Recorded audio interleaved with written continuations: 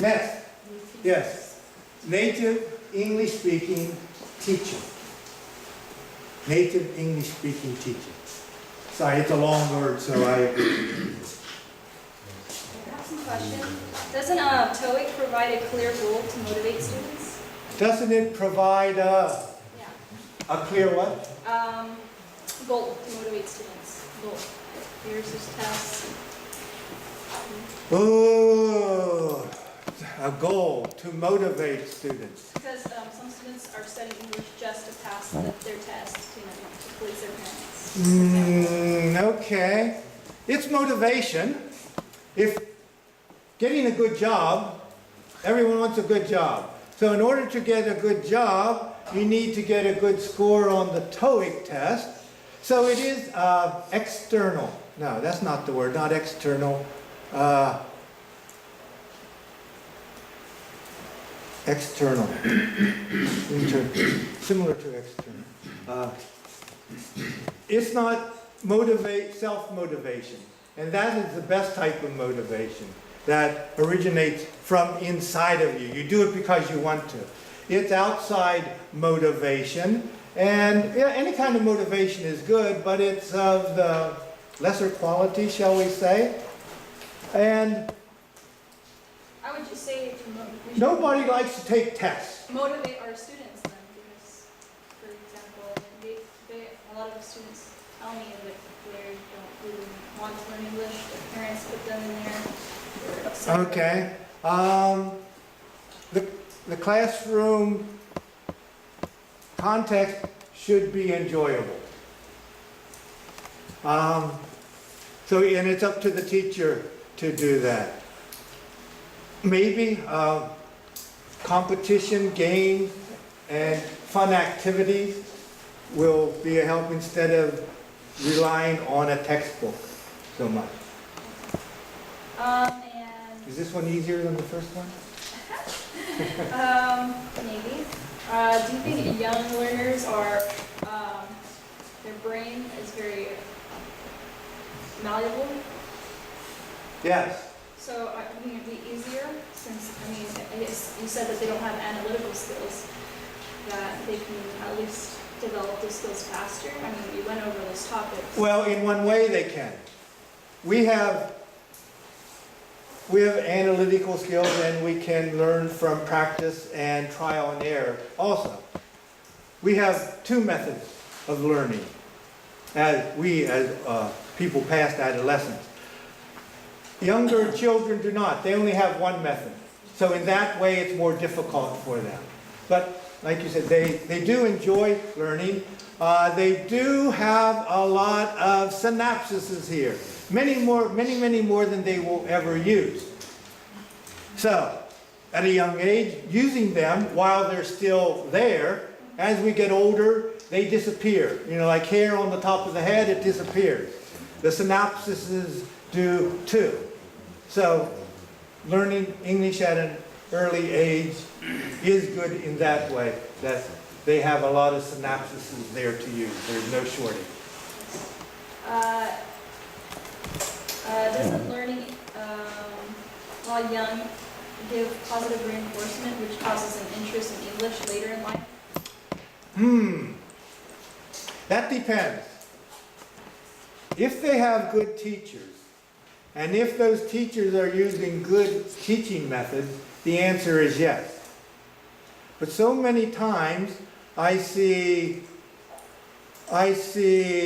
teaching that is not the best, or not as good as it should be. And if students are learning, like learning the ABCs, learning to memorize vocabulary at a young age, they're not going to be motivated, they're going to be turned off, and later in life not want to learn English. But if they're taught by qualified teachers using good methods at an early age, yes, the answer to your question would be yes. What are the best ways to improve listening English skills? Listening skills. The best way is to surround yourself with native English speakers, or English speakers, good English speakers. That's the best way. In Korea, that's not the easiest way, because there just aren't that many people available to listen to in person. Not just listen, also communicate with them is the best way. There are a lot of, the internet is available. There's a lot of learning material there that children can listen to. There are cartoons, animation that they can listen to. Many of the graded books, graded readers that I mentioned, many of those come with a CD. So what you can do, this is material at your level. What you can do is not read the book first, just put the book aside, take the CD, put it in, and have them listen to the CD.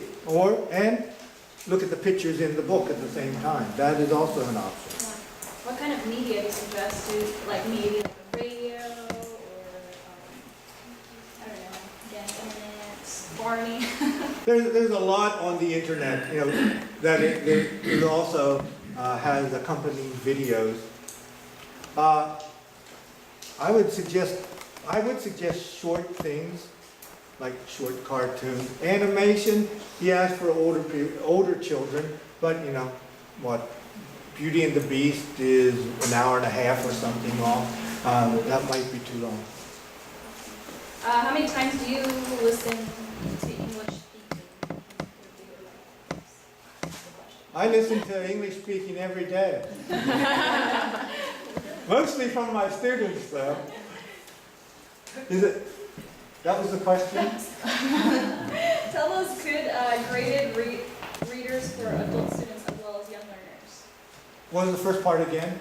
Tell us good graded readers for adult students as well as young learners. So graded readers.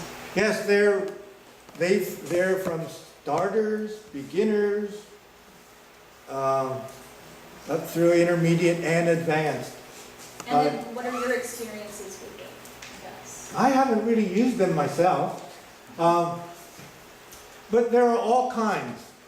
There are all kinds, different series. Some of them are the classics, Gone with the Wind, that has been rewritten for advanced language learners. And there's a whole series of those. There are also advanced level books that have been written originally for language speakers. And there are all kinds of topics. All kinds of topics. So there's sure to be something that is of interest to everyone here. Top Bookstore deals in them. They might not have so many in stock, but they do have catalogs that you can see. And all the major English publishing companies, Pearson, Macmillan, Cambridge University Press, Oxford University Press, they all have many series of graded readers. And they're doing more and more because they're realizing that extensive reading is a good way to learn languages, and they're making materials for that. So you could ask Top Bookstore. It's near the East Gwangju Police Station, and they could show you the catalogs. You can see the catalogs online too. When we teach kindergarten students, should we just teach listening, and how should we approach speaking, I guess, to children? Listening is first, speaking is second, reading and writing after that. What I meant is, whenever we introduce new material, whether it be just a word or a grammar structure, we should first introduce it to the students where they're listening to it. And then, later, after they've heard it many times, and maybe in a context, and after they understand it, what it means, then we should be asking them to speak it, to produce it. So, this is all happening in the same lesson. just introduce it to the students as something they listen to first, and then make sure when they understand it, then have them produce it. Was that the question? Yes. How can I develop a professional level of language skills? Again.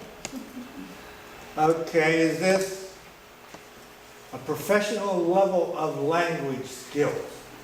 Is this probably referring to English, skills in English as a second language? I don't have any quick method. Nobody does. They'd be a billionaire if they did by now. You just need to do a lot of practice. Have a lot of practice in listening and speaking and reading and writing. And that practice is best as interaction with advanced level speakers, native or advanced level speakers. It just takes a lot of practice. Reading, a lot of reading is good. A lot of reading of something just that is a little challenging. So selection of material is important. And a lot of listening of material that is just a little challenging. Children, like I said earlier, when we're a child in our first language, we listen and listen and listen and listen for years before we start speaking. So, taking in the language. As adults, we can take it in through listening and through reading. Those are both excellent ways. Which characteristics make it especially difficult for Koreans to learn English? And what do you advise Koreans to study? Excuse me? I didn't read it. Maybe you have difficulty because of my Yes, poor sir. handwriting. Yes. Can I ask in words? Okay. As English learner, I have an experiences. Let me ask just a few questions. Which characteristics of English gives Korean people The most difficult. Korean people to learn English difficult? I think you probably know the answer to that question. Two things that I think are the most difficult, this may say three. First is grammar, right? English is subject, verb, object. Korean is subject, object, verb. So if those two orders, those general orders are different, many other things within the grammar are difficult. With a word order like English, object at the end, we have prepositions. Languages that have verb at the end have postpositions. Huchisan, right? 학교에, 학교에는. It's after the na instead of in front. We say in school, at school. So all those things are just reversed in Korean and English. And of course, that makes it difficult.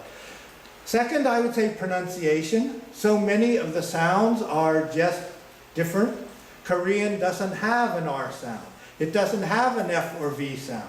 It doesn't have, we have two TH sounds. Korean doesn't have either of them. So pronunciation is a problem. Another thing that makes language, English difficult for Koreans is the cultural difference. Language is wrapped up in culture. And the Korean culture and Western cultures are so different that that is a third thing that makes it really difficult. I have some Chinese students. You know, they came to Korea for the first time, let's say, 2 years ago. And they started learning Korean once they got here. They had Korean classes for at least a semester before they could take regular classes. And I noticed that after 2 years here, their Korean is really good, like where mine was after I was here 8, 10 years maybe. I was really jealous of them. And Japanese I can understand. Korean and Japanese are very close in grammar. Now Chinese grammar is not so close, but they learn Korean just as quick as Japanese. Why? I think it's because of the commonalities that culture has. Usually Chinese are so linguistic. Excuse me? Chinese are mostly linguistic. They're mostly linguistic. Yes, they are learning language so fast compared to other people, I think. It depends what language they're learning, I would say. In addition to what you said, Yes. I'd like to add one character. English has many different meanings. Not Yes, one meaning. that's true. One word has many meanings. Okay, look at a Korean dictionary. Even in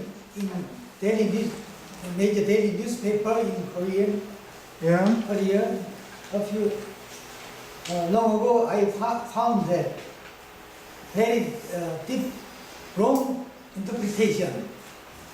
For example, Korean Peninsula technical network in Korean 기술적으로 전달 중입니다. Well, And that's a problem of the translator. most of Korean students learn English not as a language but as a science. That can be, They learn it as an academic subject, yeah, right? Not as a skill. yeah. And it's a skill. It's not, it shouldn't be an academic subject. And to learn a skill, we need to practice. Like tennis is a skill, riding a bicycle is a skill. We need to practice. If I read a book about how to ride a bicycle, not just read, if I memorize a book about how to ride a bicycle, and then I take a test on how to ride a bicycle, and I get a score of 100%. Okay, now I can ride a bicycle, right? I go and I get on the bicycle, boom, I fall down. Why? I went about it as an academic subject. It's not. We need practice. And language learning is basically the same. This will wrap up the questions. Thank you, it was very insightful. And if any of you guys have any questions, I'd like you to approach him, okay? After we're done, yes. Thank you very much. Thank you. Thank you very much, Dr. Shaffer, for such a wonderful talk. Please give him a round of applause.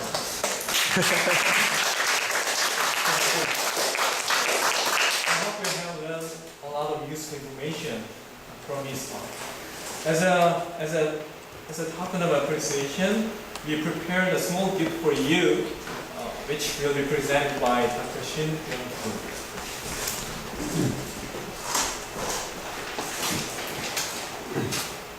We have a couple of things in common. First, we have the same family name in Korean. And we came to Gwangju at the same year. I came here in 1971. You did. Yes. So you did. And then we are also lifelong teachers together. And then I have one more. My son's name is same as his. So anyway, thank you very much for your wonderful Thank you.